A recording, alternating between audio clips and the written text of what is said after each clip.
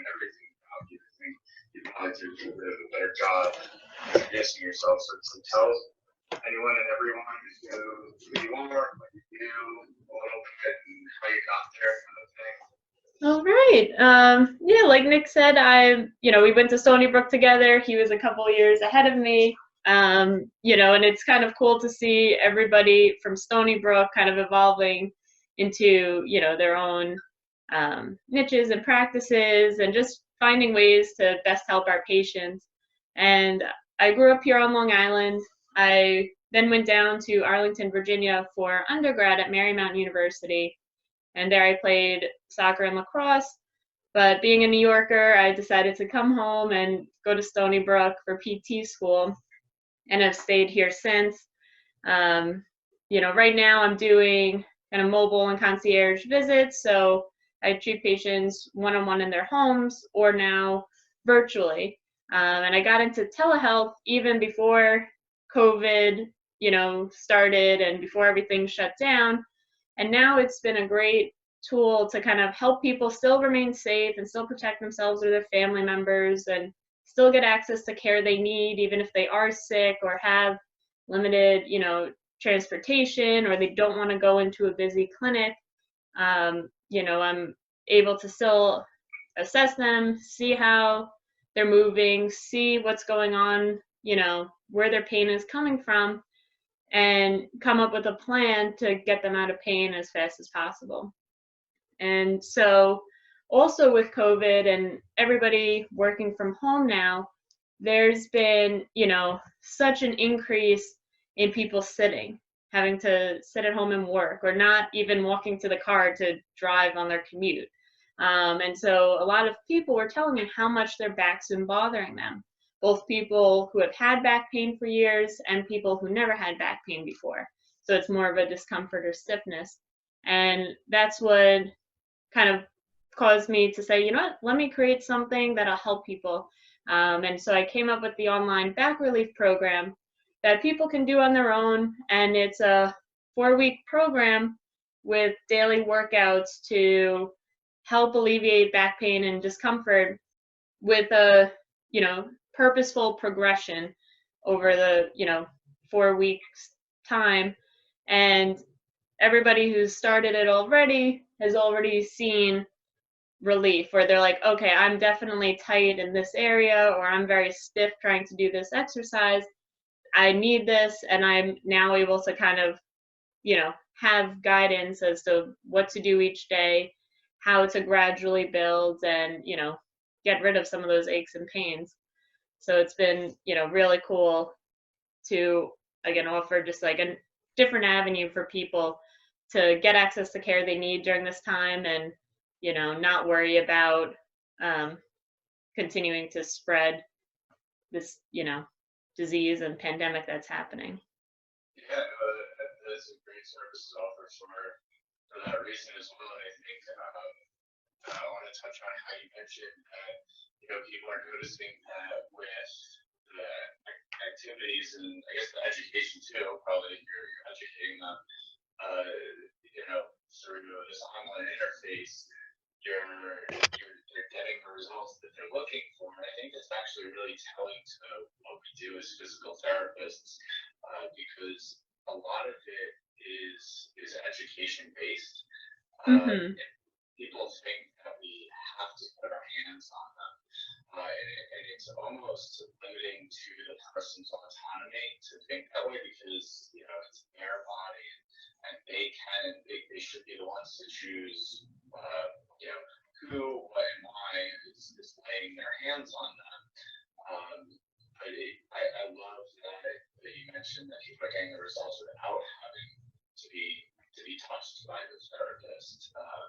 So that is a wonderful message there. Mm-hmm. And you and I, we're both manual physical therapists, and you have your pelvic floor specialty, which both of us do perform hands-on techniques that benefit the patient.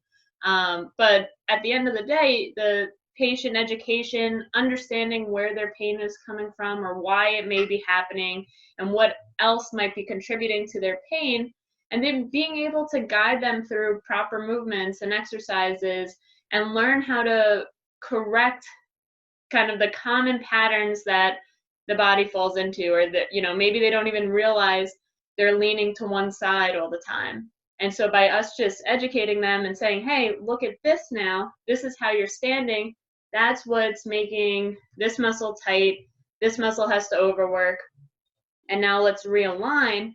And that's where, again, you don't need the hands-on part to make that correction. And ultimately, that's the long-term relief and the long-term benefit of working with physical therapists. As movement specialists, we're able to see and kind of critique these subtle dysfunctions or these subtle impairments and allow the person to feel out their own body and learn how to correct themselves, and not feel the need like, I need somebody to do this for me. It's like, no, I'm the patient. I'm now empowered and know exactly what to do to best help my body.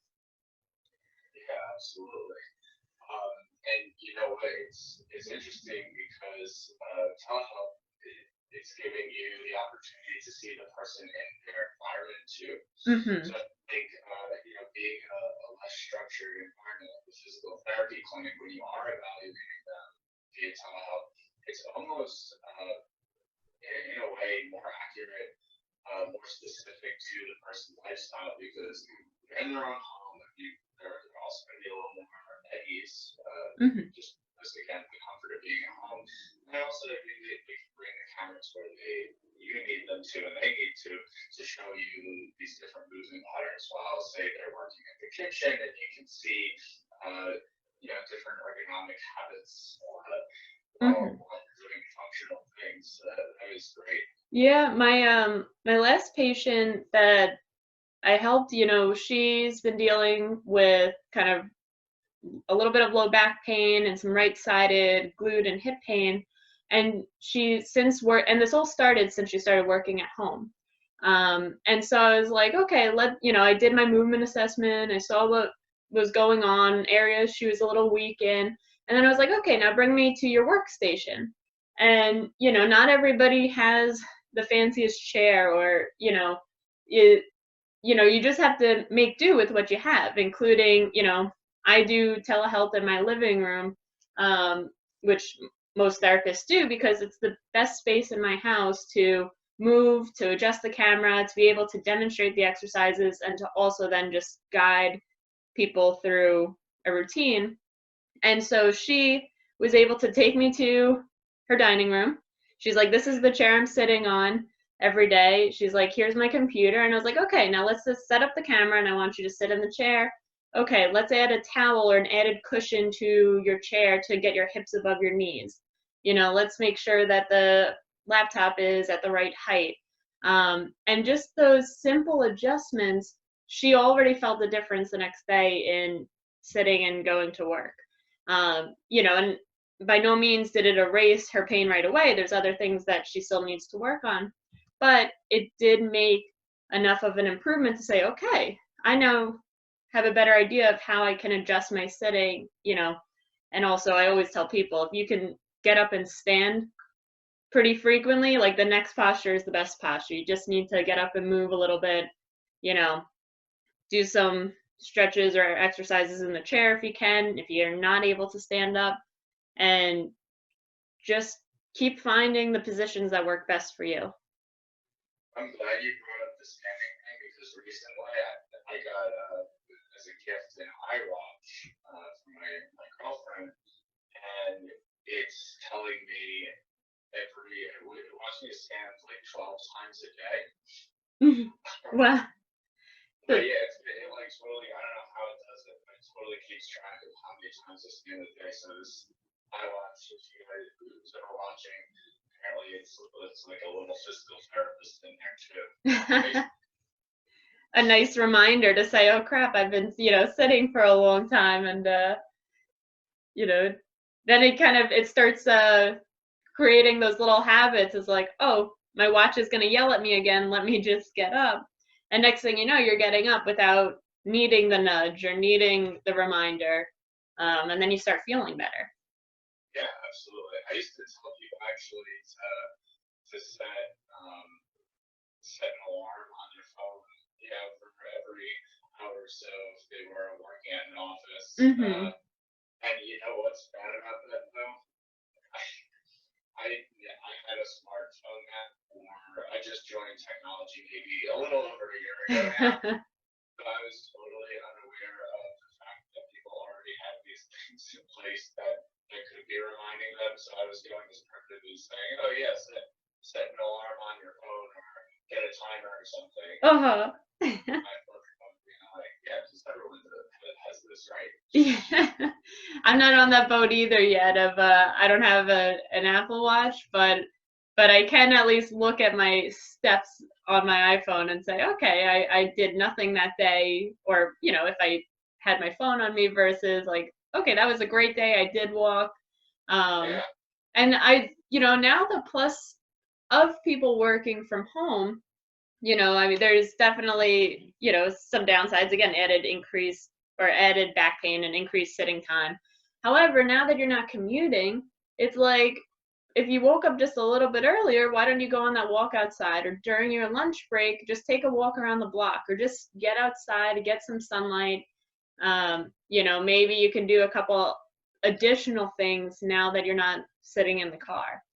And, Right. Kind of having, if you are somebody who likes having technology kind of remind you and assist you and be able to track what you're doing, it kind of incentivizes you too, like, oh, let me try and beat my score from yesterday, or just, okay, I forgot I got caught up on a project.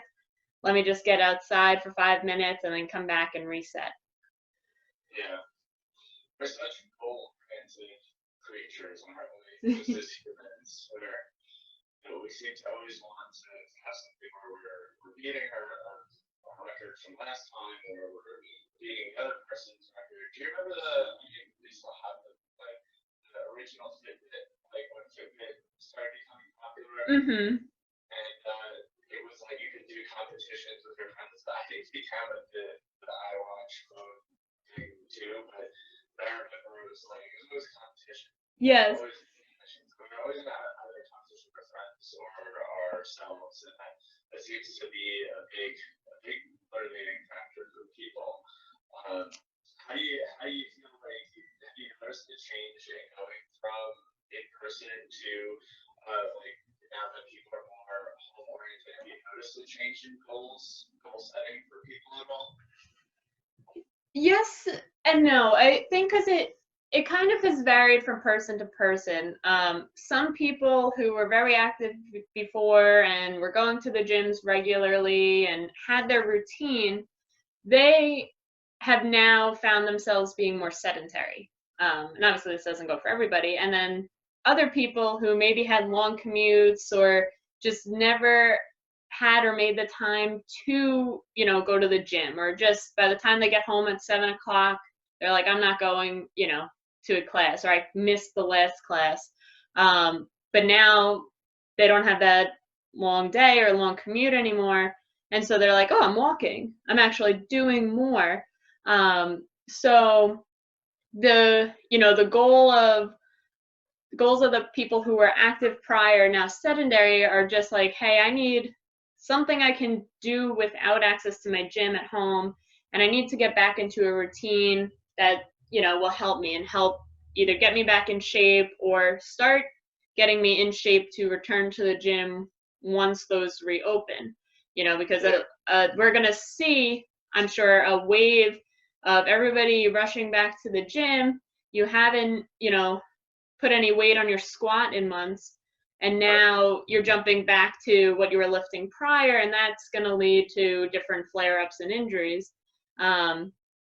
And as for the more sedentary people who maybe wanted to get to the gym but couldn't or weren't so consistent, now they've become more active, so now they're starting to get a little bit of like training overload and some overuse injuries, or maybe some aches and pains that nothing's really injured, but their body's kind of giving them some warning signs like, hey, you're doing something different you've never done before. You might have to slow your progression or work on some other things as well at this time to prevent it from worsening or prevent it from an injury.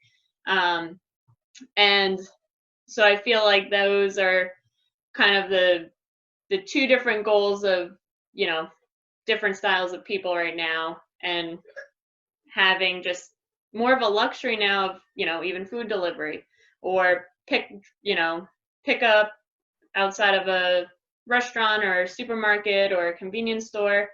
Now people are kind of getting even more accustomed to Amazon delivery specials. So now it's like, hey, you can also get your medical services at home.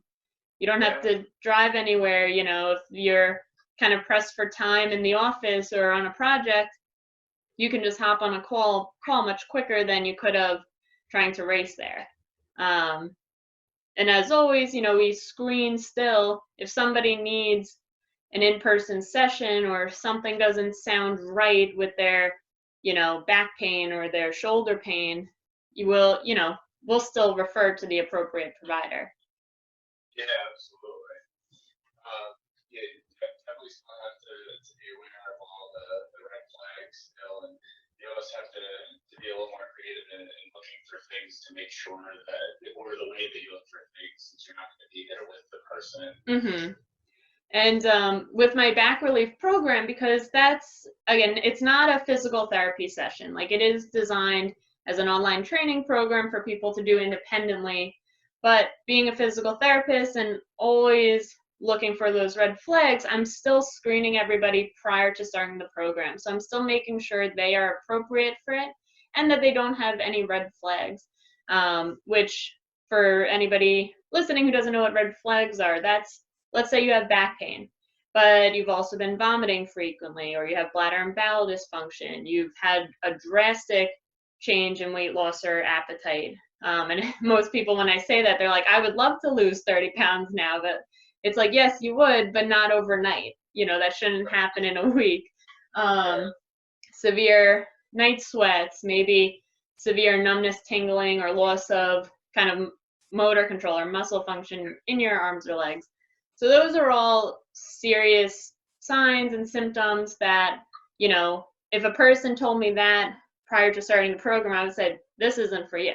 Like, you're not doing this program. I want you to go, get checked out right away, to make sure it's not something more serious, or to get clearance prior to doing this online training program. Because that, a lot of times, like, even when we're just going through, somebody's medical history, and again, that's a big component of what we do, and kind of piecing together the puzzle of, they've had this neck pain for years, what's really going on? And now we're listening to their medical history, different medications they're on, and, they bring up an incident or an injury that happened so many years ago. And it's like, well, ever since that happened, this is now how you've been sitting or turning your head or not turning your head, because that, it was painful at the time. The tissues have now healed, but you're still adapting to a new posture, assuming there's going to be pain, even though there's not. So I always tell people, share more than you think is necessary, especially for physical therapists, because the body is connected in so many ways, and you want to share more with your medical provider so that they can take the time to truly analyze and truly figure out what's going on and see what other factors might be playing a role here. Yeah, and I think that's interesting you bring that up, sharing more and less, because I'm pretty sure there's a statistic that it's every 8 seconds in a medical doctor appointment, the patient is interrupted. I could be getting that statistic a little wrong. I don't know if it's exactly 8 seconds, but it is something along those lines. So I think that typically, since people have been referred to us by a doctor, even though they don't have to, there's direct access, so people can come to us without a script. They have this mindset already of, let's get to the point. Let me get out. I need to get out to the physical therapist and just say what I need to say quickly and leave out whatever I don't think is necessary. Mm-hmm. So I think, it's just kind of that, let me just get it all in quick and before I get interrupted. Mm-hmm. So I think the it's interesting that you bring that up. And yeah, I mean, the history is the most important part, right? Mm-hmm. The subjective interview with the person tells you, it paints the picture of Mm-hmm. the thing. I'll oftentimes tell people think like 3 months before like the onset of your symptoms, and go back to that and start telling the story from there. Yes. Before, because I want to know what's going on beforehand, leading up to it. Because a lot of times there's something there that led to where they are. So Absolutely. And it could be as simple as, oh, I got a new pillow, or I switched my sneakers. And it's like, well, you never had foot pain prior. Now you got a new pair of sneakers. You know, your activity level stayed the same.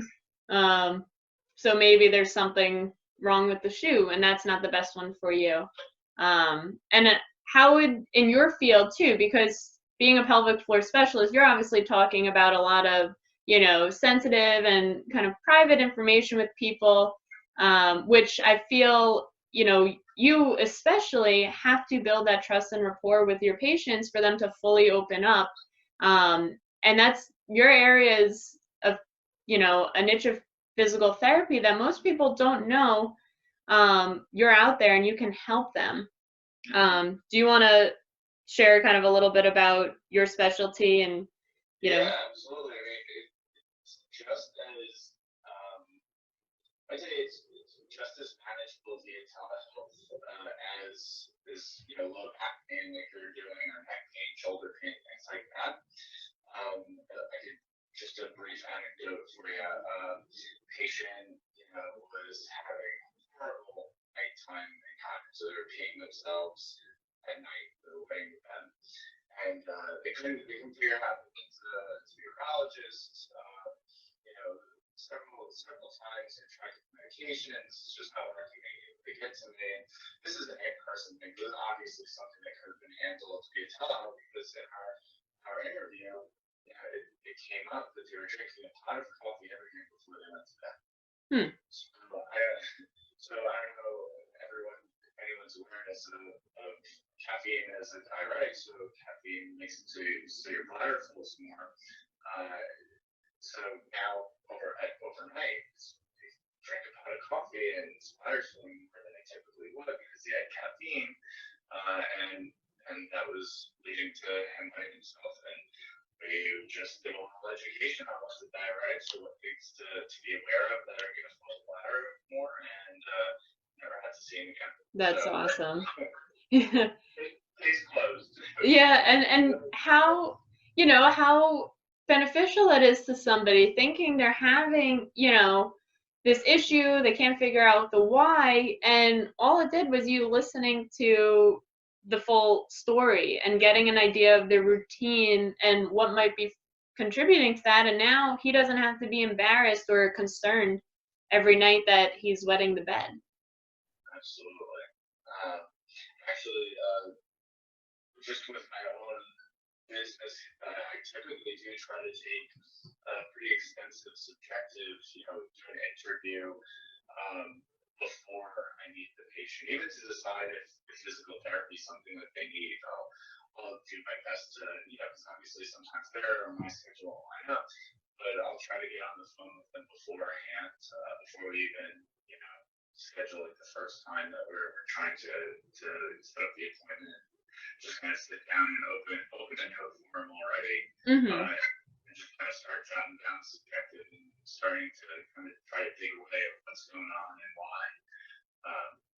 Yeah. So that's so helpful. It's so helpful for myself and the patient in so many ways. Absolutely. And that's where I've had a lot of patients simply say, like, I can't believe how much time you've spent with me, or I've never had a provider, I've never spent this long with a provider before. It's normally like in and out in 3 minutes, or again, you're kind of in a busy clinic where, you're kind of just sitting around or waiting to know what to do next, or something comes up and you want to share it with the PT, but they're just not available.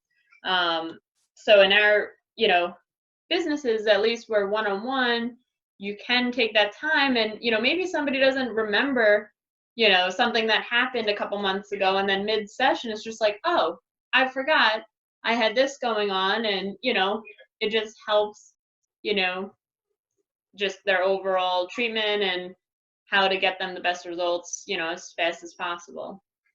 Yeah. No, it's so true. And that's one of the reasons why I love being a physical therapist, is I'm sure you do too. You can take your time with it, you get to know the person, you can make lifestyle changes. That's the big thing, is helping people change their lifestyles to improve their quality of life. And that's by no means easy, but it's so rewarding when, you know, patients finally see how much it's going to positively impact them, or how much progress they've made, you know, just by making a few adjustments, or, you know, little steps working towards their end goal. And that too is where our field, you know, and our profession is, you know, not always glorified, because it takes time, it takes work. There's no magic pill, as much as we would all like that. But I hate that they put us out of business. yeah, I know. It would put a lot of people out. And so, you know, it's just, but once people see, like, hey, I can, you know, help you not wet the bed, or I can help you do yard work without back pain, or I can help you go on a hike with your family and not worry about slowing them down, or, you know, having knee pain, or what, you know, whatever's holding you back. We're able to, you know, get people back to those activities, and, you know, really feel good about themselves.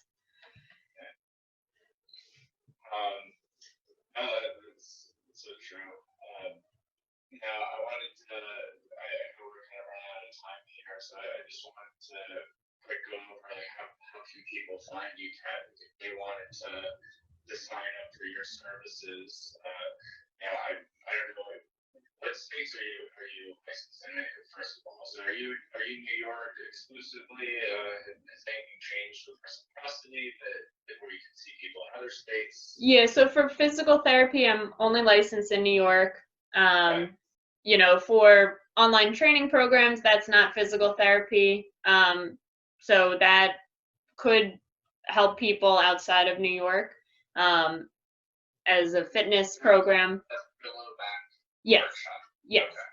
for the back relief program. But again, telehealth visits, physical therapy is exclusively New York, and that's now with telehealth.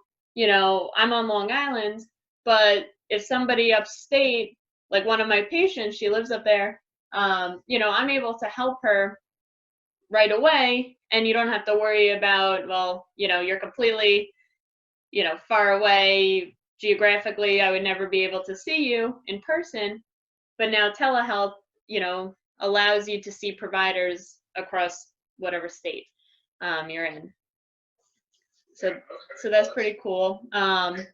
So people can find me at powerfulpt.com, and they can also email me at katpowell@powerfulpt.com. They can always shoot me a Facebook message or find me on Instagram. Can you spell that, your last name? Yes, Powell. And for the cat, it's just CAT, is that correct? Yes. I just want to make sure I clarify it, because I originally thought you only had one L in your name until I Yeah. started tagging you and stuff. Yeah, no, and that's very common too. And sometimes even as my name's going, it might autocorrect to one L, but it's two L's.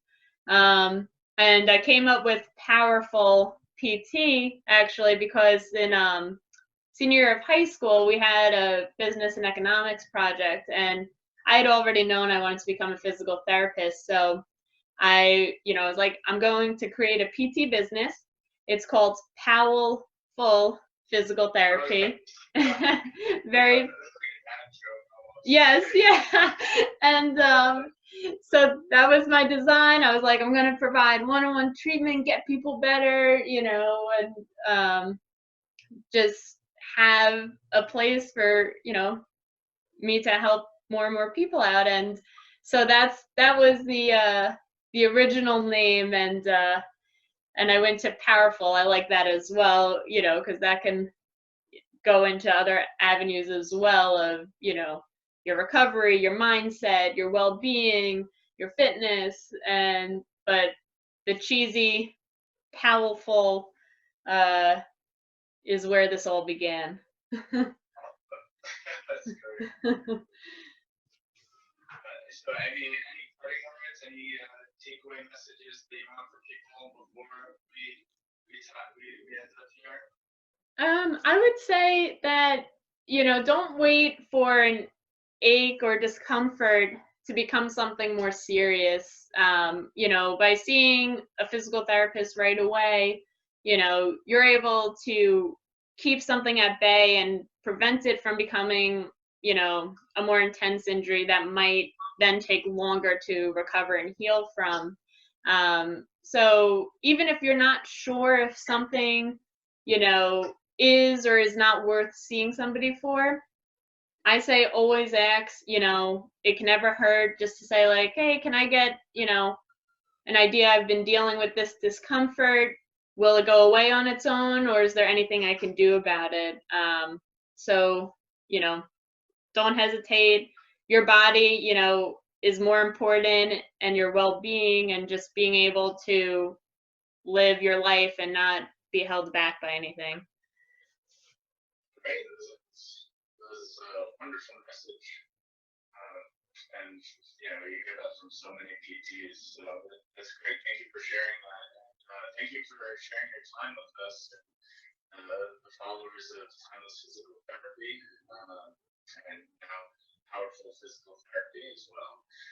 So yeah, thank you so much, Kat. We do appreciate your time. Hope you stay safe up there in New York. Thank you. And I understand it's a little rough up there, right? Are things dying down a little bit? Or? a little bit. We've now been on a steady decline, and slowly, like Long Island's not open yet, fully, but you know, they're trying to do so systematically, but it's a lot of families and friends have been impacted by this. So, you know, it's even as society reopens, it's not something that we need, you know, should underestimate, and still need to take, you know, special precautions to protect those that are more vulnerable, you know, and also our frontline workers.